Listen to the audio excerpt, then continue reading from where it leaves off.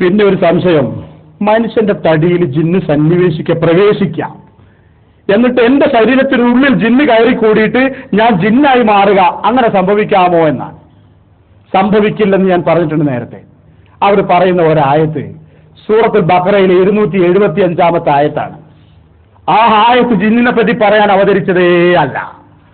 പലിശ അല്ലദീന യഅ്കുലൂന റിബ, പലിശ തിന്നുന്നവർ ലയഖൂമൂന, അവർ പരലോകത്ത് എഴുന്നേറ്റ് വരില്ല, ഇല്ലാ കമാ യഖൂമുൽ ലദീ യതഖബ്ബതു ശൈത്താനു മിനൽ മസ്, ഭ്രാന്ത് പിടിപെട്ടവൻ എഴുന്നേറ്റ് വരും പോലെയല്ലാതെ എന്നാണ് ആയത്തിന്റെ ആശയം. എന്താ അങ്ങനെ പറയാൻ കാരണം?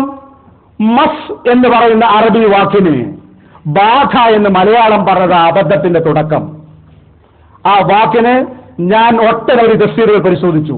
ഭൂരിഭാഗം ആളുകളും നൽകിയിരിക്കുന്ന വിശദീകരണം മസ് ജുനൂൻ, ഭ്രാന്തി എന്നാണ്. ഇവിടെ വെച്ച് പലിശ തിന്നുന്ന മനുഷ്യന്മാർ നാളെ മഹ്ശറിലേക്ക് എഴുന്നേറ്റ് വരുമ്പോ ഉന്തിയ വയറുമായി അവർക്ക് എഴുന്നേൽക്കാൻ പറ്റില്ലെന്ന് ഹദീസുകളുണ്ട്. ഭ്രാന്ത് പിടിച്ചവൻ ഭ്രാന്തൻ എങ്ങനെ നടക്കുക? ഉരുണ്ട് വീണ് കുറച്ചേരം എഴുന്നേറ്റുന്ന്, പിന്നെ പാട്ട് പാടി, പിന്നെ അങ്ങോട്ട് പോയി, പിന്നെ ഇങ്ങോട്ട് വീണ് എഴുന്നേറ്റ്, ഇങ്ങനെ ഉരുണ്ട് തരണ്ടാണ് അവർ വരിക, ഭ്രാന്തന്മാരെ പോലെ എന്ന് അതിന്റെ അർത്ഥം. അതിനെ മലയാളീകരിച്ച് പിശാച് ബാധയാൽ എന്ന് പറഞ്ഞപ്പോഴാണ് അബദ്ധം വന്നത്. എനിക്കൊരു ക്ലാസ്സിൽ ഇത്രേ പറയാൻ സാധിക്കൂ, വിശദമായി പറയാൻ വിധിയുണ്ടെങ്കിൽ പിന്നൊരിക്കൽ. മസ് ബാധയല്ല, ഭ്രാന്താണ്, ഭ്രാന്ത് പിടിച്ചവന്. അപ്പൊ എന്റെ പഠിച്ചവൻ ഭ്രാന്ത് എന്ന വാക്കിന് യതഖബ്ബതു ശൈത്താൻ, പിശാച് തള്ളി വീഴ്ത്തുന്നവൻ എന്ന് പറയാൻ കാരണം അതല്ല ഖുർആന്റെ സാഹിത്യോ.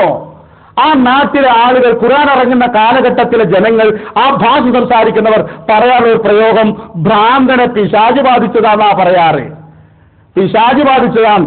ആ ശൈലി കടമെടുത്തതാണ് ഖുർആൻ. കടമെടുക്കുക, ആ ശൈലി അംഗീകരിച്ചതല്ല. അങ്ങനെ കടമെടുപ്പ് എവിടെയുണ്ട്? എവിടെയുള്ള ഞങ്ങളോട് പറഞ്ഞു. ത്വായിർ എന്നൊരു പ്രയോഗമുണ്ട് അറബി ഭാഷയിൽ. അത് ശകുനം എന്ന അർത്ഥത്തിനാണ് ഉപയോഗിക്കാറ്.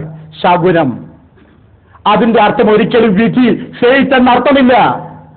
ത്വായിർ എന്ന വാക്ക് പക്ഷി എന്നർത്ഥമുള്ള ത്വായിർ എന്ന വാക്ക് ശകുനം എന്ന അർത്ഥത്തിൽ അറബികൾ ഉപയോഗിക്കാറുണ്ട്. ഖുർആൻ ആ വാക്കെടുത്ത് ഉപയോഗിച്ചു, പിന്നെ കടമെടുത്തു. ത്വായിർക്കും നിങ്ങളുടെ ത്വായിറുകളൊക്കെ നിങ്ങളുടെ കഴുത്തിൽ തന്നെ ഉണ്ടോ? വിധി എന്ന അർത്ഥത്തിന് ശകുനം എന്ന അർത്ഥം വരുന്ന പദം പടച്ചവൻ കടമെടുത്ത് ഉപയോഗിച്ചു. കടമെടുക്കാൻ എന്നാൽ അവർ പറഞ്ഞു നിങ്ങളുടെയൊക്കെ ത്വായിർ, നിങ്ങളുടെയൊക്കെ ശകുനം. ശകുനോ, നിങ്ങളൊക്കെ ശകുനം നിങ്ങളുടെ കടുപ്പ തന്നെയാണ്, പുറത്തു പറയേണ്ടതോ പറഞ്ഞു. അതിന്റെ അർത്ഥം നിങ്ങളെ വിധീന. നബി സല്ലല്ലാഹു അലൈഹി വസല്ലം വാക്ക് നോക്കൂ, സകലത്തിക്ക് ഉമ്മുക്ക എന്ന് പറയാറുണ്ട് പലപ്പോഴും പ്രവാചകൻ. എന്താ ഈ വാക്കെന്നറിയോ? എന്റെ അമ്മാക്ക് കുട്ടിയില്ലാണ്ടാവട്ടെ എന്നാ, നീ തട്ടിപ്പോട്ടെ എന്ന ഈ വാക്കിന്റെ അർത്ഥോ. സകലത്തിക്ക് ഉമ്മുക്ക എന്നൊരു പ്രയോഗം അറബിയില്. സകലത്തിക്ക് ഉമ്മുക്ക എന്ന് പറഞ്ഞാൽ നീ മരിച്ചിട്ട് എന്റെ അമ്മ ദുഃഖിക്കേണ്ടി വരട്ടെ എന്നാ. ഈ വാചകം ഒരു അറബി പ്രയോഗമാ.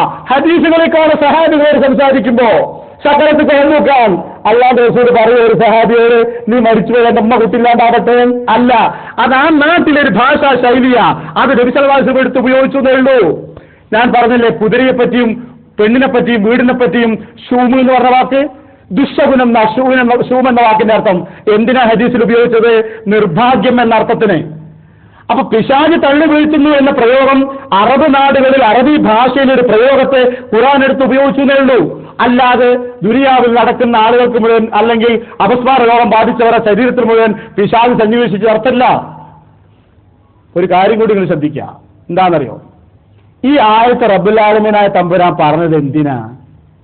പിശാചിനെ പറ്റി പഠിപ്പിക്കാനോ അത് പലിശയുടെ ഗൗരവം പഠിപ്പിക്കാനോ?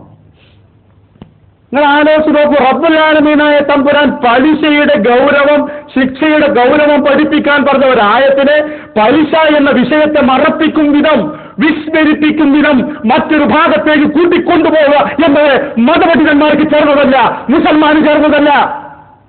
ഞാൻ നിങ്ങളൊരു ഉപമാലങ്കാരത്തോട് വർത്താനം പറഞ്ഞു നിൽക്കുക. ഞാൻ പറഞ്ഞ ഉപമമ്മല അവർ കെട്ടിത്തൂങ്ങേണ്ടത്, അതോ ഞാൻ പറഞ്ഞ വിഷയത്തുമല്ലോ? ഇതെന്താണ് ഈ കഥ? അല്ലാഹു സുബ്ഹാനഹു വ തആല കുറച്ച് ആയത്തുകൾ പറഞ്ഞു അവിടെ പലിശ എന്ന വിഷയത്തിന്റെ ഗൗരവം പഠിപ്പിക്കാൻ. ആളുകൾ പലിശ മറന്നു. ആ ആയത്ത് കെട്ടിപ്പിടിച്ചത് എന്തിനാണെന്നറിയോ? ജിന്നിനെ പറ്റി പഠിക്കാൻ. പടച്ചോൻ ആയത്ത് ജിന്നിനെ പറ്റി പഠിക്കാനാ പറഞ്ഞത്. അള്ളായത്തിറക്കിയത് പലിശന്റെ ഇത് ദുർവ്യാഖ്യാന, ദീനിൽ അംഗീകരിക്കപ്പെടാത്തതാ, പിന്മാറണോ? ഖുർആനിൽ എവിടെയും വ്യക്തമായി പടച്ച റബ്ബ് പറഞ്ഞില്ല. നബി സല്ലല്ലാഹു അലൈഹി വസല്ലം പറഞ്ഞില്ല. കേൾക്ക്, ഒരു പെണ്ണ് പ്രവാചകന്റെ സന്നിധിയിൽ വന്നു. സഹിയായ ഹദീസ്. പ്രവാചകരെ, എനിക്ക് ചുഴലി എന്ന രോഗമുണ്ട്, അപസ്മാരം എന്ന രോഗം, ഇടയ്ക്ക് ഞാൻ കെട്ടിപ്പറഞ്ഞ് താഴെ വീഴും, എനിക്ക് വേണ്ടി നിങ്ങൾ ദ്വാരക്കണം. എനിക്ക് ഈ രോഗത്തിൽ നിന്ന് സുഖപ്പെടണം.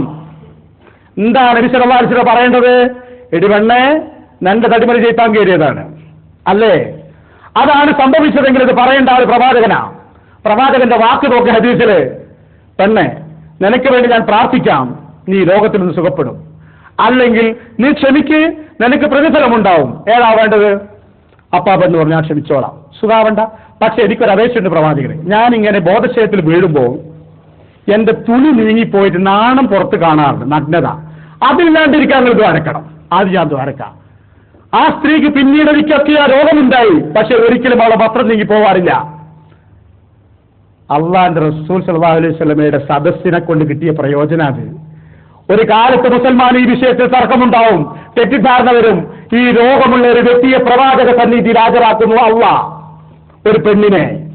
ആ പെണ്ണിനോട് പ്രവാചകന്റെ മറുപടി, നിന്റെ ശരീരത്തിൽ ജിന്ന് കയറിയതല്ല, ആണെങ്കിൽ ഇത് പറയണം പ്രവാചകൻ, അത് പഠിപ്പിക്കണം പ്രവാചകൻ, മിണ്ടാണ്ടിരിക്കുന്ന പ്രവാചകൻ സല്ലല്ലാഹു അലൈഹി വസല്ലം. പ്രവാചകൻ മിണ്ടിയില്ല, ജന്റെ തടിയിൽ ജിന്നാൻ, ജിന്നൊരു വാക്ക് പോലും പറഞ്ഞില്ല. എന്തേത് പറയാതിരുന്നത്? അത് ജിന്നല്ലാത്തത് കൊണ്ട് തന്നെ. അതൊരു രോഗമാണ് ശരീരത്തിൽ ഉണ്ടാവുക. അതാ പറഞ്ഞ ഞാൻ പ്രാർത്ഥിച്ച് എനിക്ക് സുഖപ്പെടുത്താം. നോക്കിങ്ങൾ, ഇതാണ് ഹദീസ്. എന്തൊക്കെ വിഷമങ്ങളാണോ പിൽക്കാലത്ത് ഉണ്ടാവാൻ സാധ്യതയുള്ളത്, അതിന് സമാനമായത് പ്രവാചകന്റെ കാലഘട്ടത്തിലുണ്ടായി ഉത്തരം പഠിപ്പിച്ചു തന്നിരിക്കുന്നു. ഹദീസുകൾ കൊണ്ട് വ്യക്തമാക്കുകയും ചെയ്തു. അങ്ങനത്തെ ഒരു സംഭവമില്ല, ജിന്ന് കയറലുമില്ല, തടിമ കൂടുമില്ല, അങ്ങനത്തെ സംഭവങ്ങളുമില്ല, വെറും കഥകൾ മാത്രമാണ്.